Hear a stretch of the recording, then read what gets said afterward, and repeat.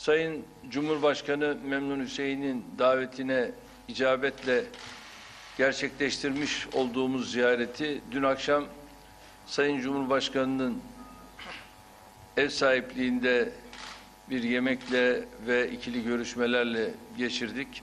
Bugün de sabahtan itibaren değerli kardeşim Nawaz Şerif'in resmi ziyaretle burada başlattığımız görüşmeleri gerek ikili dar kapsamda gerekse heyetler arası görüşmelerle devam ettirdik. We are undertaking this current visit upon the kind invitation of Excellency President Mamun Hussein, and last night we initiated that visit, of course, via a dinner hosted by Excellency the President. That was, of course, preceded by bilateral talks with the Excellency President. And today, of course, we have been undertaking bilateral and delegation-level talks with Excellency Prime Minister, my dear brother, Mr. Nawaz Sharif.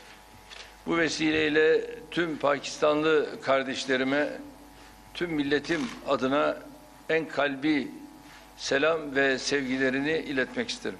And on this occasion, I'd like to convey the deepest heartfelt emotions and greetings from my personal side and, of course, on behalf of my nation to our Pakistani brothers and sisters. Pakistan'la ilişkilerimiz Başbakanlığım döneminden bu yana yaklaşık 14 yıldır artarak devam eden bir dayanışma içerisinde gelişmektedir. Ever since the beginning of a 14-year period, which of course was marked by my assuming of office as the Prime Minister, our relations with Pakistan have been growing in strength. Başbakanlığım döneminde tesis ettiğimiz yüksek düzeyli stratejik konsey çalışmalarıyla 5 yıllık süre içerisinde yaklaşık 51 anlaşma ve belge akdettik. And in the 5-year period since the establishment of the high-level Strategic Council, which was a step taken when I was in office as the Prime Minister, we have been able to conclude agreements and documents in excess of 50,000 in very different areas. İnşallah konseyin 5. toplantısına kısa bir zaman içerisinde Türkiye'de ev sahipliği yapacağız. And inshallah we will be hosting the 5th summit of the Council in Turkey in a very short period of time.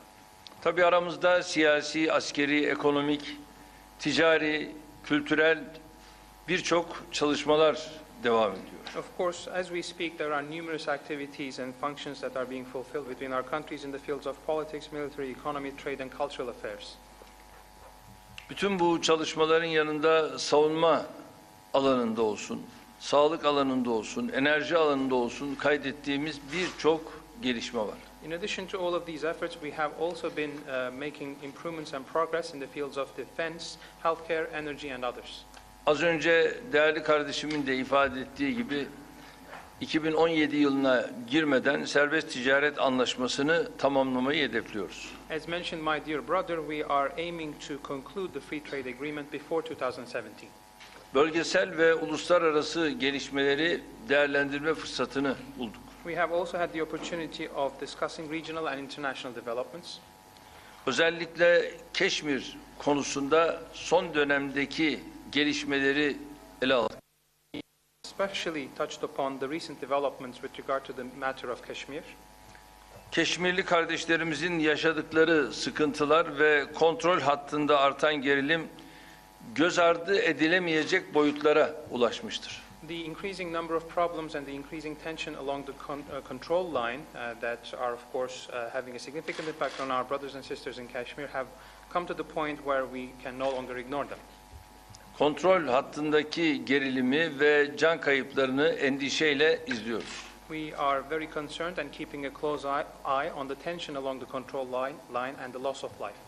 Keşmir sorununun Pakistan ve Hindistan arasında diyalog yoluyla ilgili Birleşmiş Milletler kararları çerçevesinde Keşmir halkının talepleri dikkate alınarak bir çözüme kavuşturulması gerekiyor. The issue of Kashmir needs to find a resolution to itself, and that resolution needs to be based on the dialogue mechanism between Pakistan and India, and also follow the line of the UN resolutions that have impact on the matter, and also bearing in mind, of course, the demands of our brothers and sisters living in Kashmir. Biz de ülke olarak aynı zamanda İslam İşbirliği Teşkilatı dönem başkanı olarak elimizden gelen desteği vermeye devam edeceğiz. And we will also continue to extend the highest degree of support as Turkey and as the term president of the OIC. Tabii bunun yanında her ikisi de kardeşimiz, dostumuz olan Pakistan ve Afganistan arasındaki işbirliğinin de gelişmesini arzu ediyoruz. Of course, in the meantime, we hope that the cooperation between Pakistan and Afghanistan, both brotherly and friendly nations to us, improves.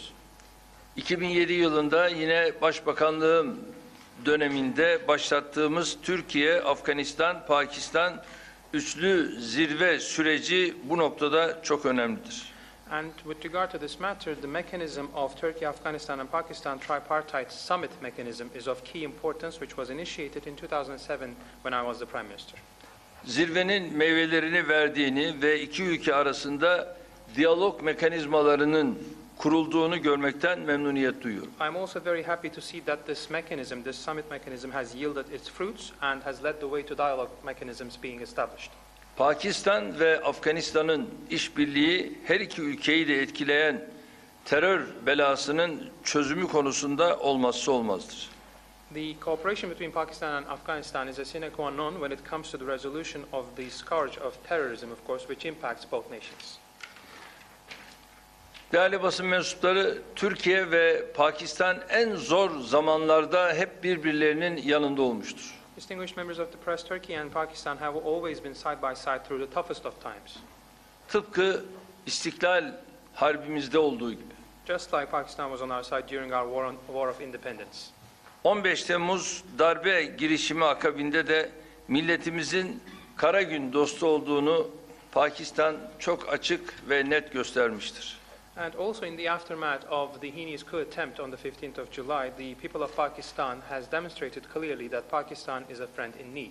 Darbe teşebbüsünün hemen ardından gerek Sayın Cumhurbaşkanı kardeşim Memnun Hüseyin, gerek değerli kardeşim Nawaz Şerif, yine kardeşleri Şahbaz hep birlikte bizleri aramak suretiyle burada neler yapılabileceğini bizlerle paylaşmış ve hüzünlerini ifade etmişlerdir. In the immediate aftermath of the coup attempt, I have received phone calls from His Excellency President, my dear brother, Mr. Memnun Hussein, from Mr. Nawaz Sharif, and from his brother, Mr. Shahbaz Sharif, and we discussed what could be done jointly, and of course they expressed their emotions in the wake of what happened.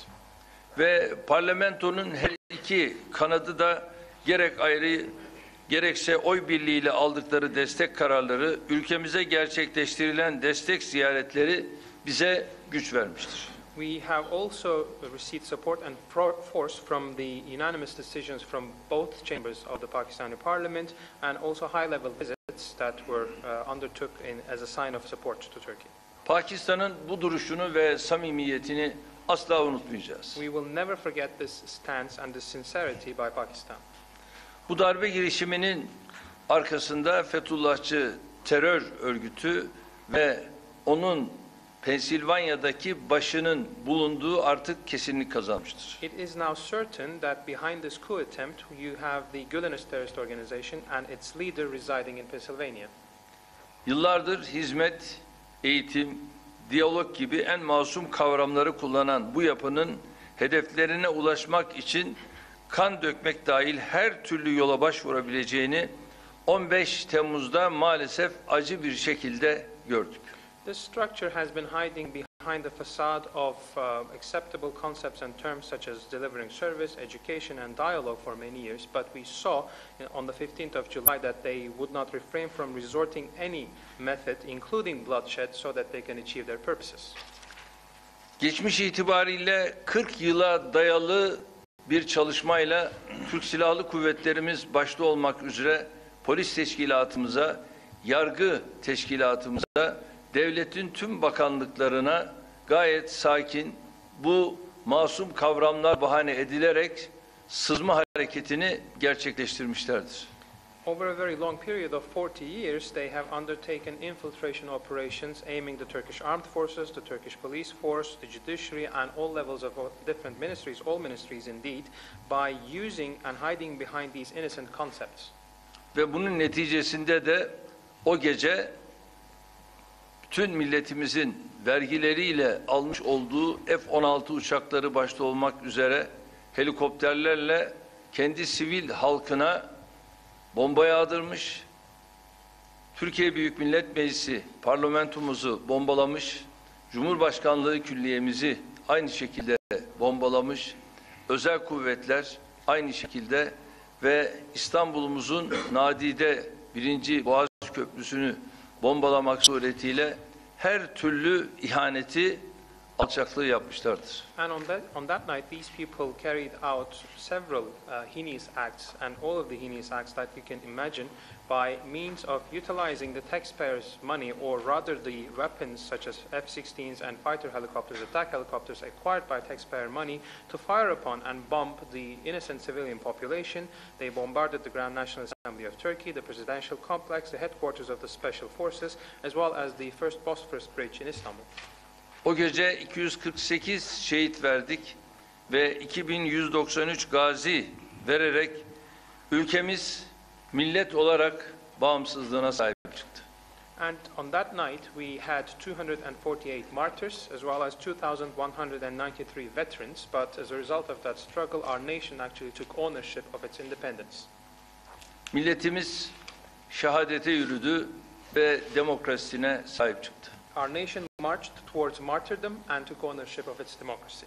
Şimdi tüm dostlarımızı, tüm kardeş toplumları bu örgütün karanlık emelleri konusunda uyarıyoruz. Right now, we are in the process of warning all of our friends and all of our solidarity or groups and countries across the globe with whom we have solidarity.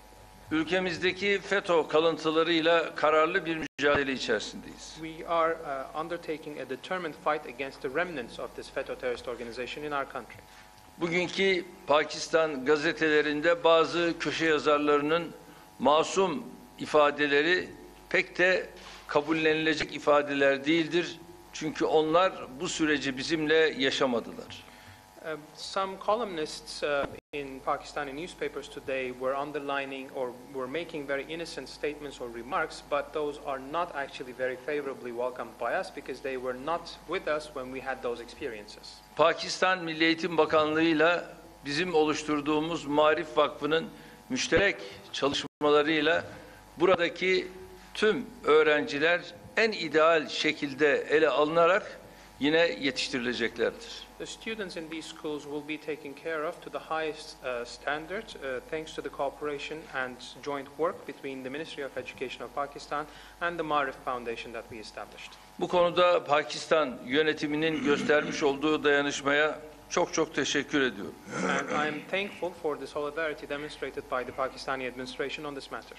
Ve bu şer şebekesinin katiller sürüsünün adalet önünde hesap vermeleri ve hak ettikleri cezaya çarptırmaları konusunda gerekenleri yapıyoruz. We are in the process of taking the necessary steps so this evil network and the band of murderers actually face justice and take the necessary punishments.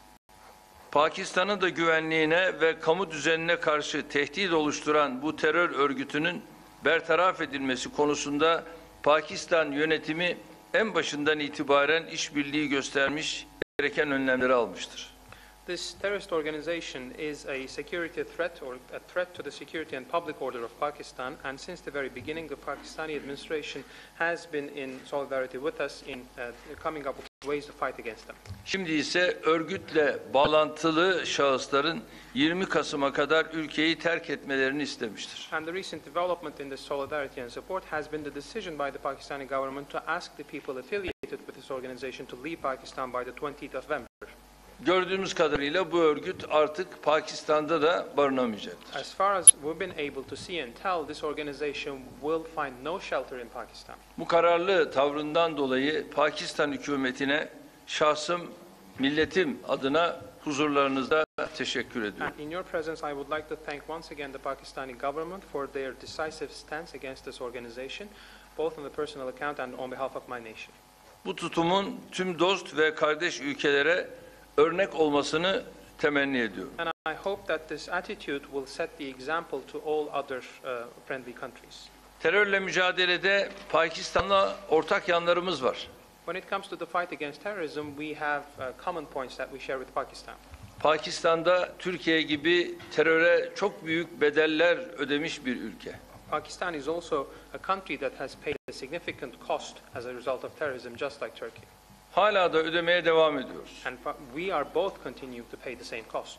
Şu anda bizler FETÖ terör örgütü, PKK, PYD, YPG, DHKPC, DAEŞ gibi terör örgütleriyle yoğun bir mücadele veriyoruz. And at the moment, we are engaged in very intensive fight and struggle against terrorist organizations such as FETÖ, PKK, PYD, YPG, DHKPC, and Daesh. Aynı şekilde terörle mücadelede Pakistan'ı da bizler yalnız bırakmayacağız. Similarly, of course, we're not leaving Pakistan alone in its fight against terrorism. Ve gereken desteği tecrübelerimizle vermekte kararlıyız. And we remain determined in providing the necessary support to Pakistan based on our experience. Terörle mücadelede uluslararası bir mutabakat olmadıktan sonra netice almak mümkün değildir. It is, of course, not possible to achieve any results in the fight against terrorism so long as you don't have an international agreement on the matter. Türkiye ve Pakistan kenetlendikçe inanıyorum ki refah ve huzuru da yakalayacaktır. But of course, as long as Turkey and Pakistan come together and join forces, we will be able to achieve wealth and solidarity and tranquility. Pakistanlı kardeşlerime bir kez daha derin saygı ve sevgilerimi sunuyorum ve milletim adına da bu duygularımı Pakistan halkıyla paylaşıyorum. Once again, I would like to convey my deepest respect and affection to the people of Pakistan on a personal account and on behalf of my nation. Thank you.